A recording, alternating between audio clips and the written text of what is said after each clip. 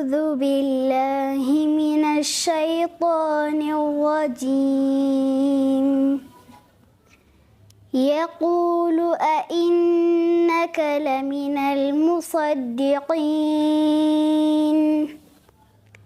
أإذا متنا وكنا ترابا وعظاما أإنا لمدينون. قال هل أنتم مطلعون فاطلع فرآه في سواء الجحيم قال تالله إن كدت لتردين ولولا نعمة ربي لكنت من المحضرين. أفما نحن بميتين إلا موتتنا الأولى وما نحن بمعذبين. إن هذا لهو الفوز العظيم. لمثل هذا فليعمل العاملون. أذلك خير نزلا أم شجرة الزقوم إنا جعلناها فتنة للظالمين.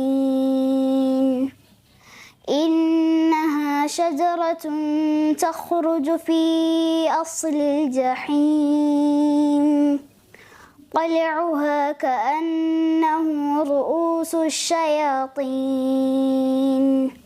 فإنهم لآكلون منها فمالئون منها البطون ثم إن لهم عليها لشوبا من حميم ثم إن مرجعهم لإلى الجحيم. إنهم ألفوا آباءهم ضالين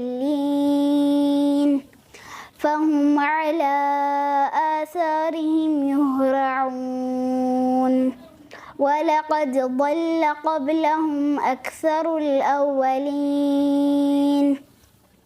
ولقد أرسلنا فيهم منذرين فانظر كيف كان عاقبة المنذرين. إلا عباد الله المخلصين. ولقد نادانا نوح فلنعم المجيبون ونجيناه وأهله من الكرب العظيم.